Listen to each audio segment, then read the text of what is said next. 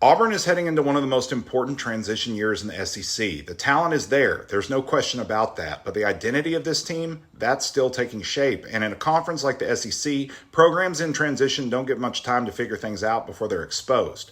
That's why so much attention is turning toward Alex Golesh. Golesh built his reputation around tempo, spacing, and explosive quarterback play. Exactly the kind of offense Auburn has been missing. For the last few years, the Tigers have looked stuck offensively. Too predictable, too conservative, and nowhere near dynamic enough to survive the weekly shootouts that define this conference. Now that could finally change. A lot of it depends on Byrum Brown becoming the playmaker he showed flashes of being at South Florida. Because when Brown is at his best, he completely changes the game. He extends plays, attacks defenses vertically, and forces opponents to play at an uncomfortable pace.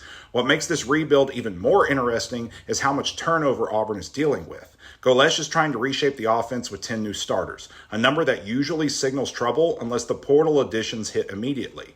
Auburn believes they finally found enough speed and skill talent to compete in the high-scoring games that used to overwhelm them. But the most dangerous part of this team might actually be the defense. Linebacker Xavier Atkins is already emerging as an All-American caliber centerpiece. And if transfers Deshaun Womack and Cody Sigler make an impact up front, defensive coordinator DJ Durkin could have one of the nastiest defensive fronts in the SEC. So this isn't really about whether Auburn has talent. The real question is how quickly this roster can come together as a complete football team. Because if the offense clicks sooner than expected, Auburn could turn into one of the SEC's most dangerous wildcards almost overnight.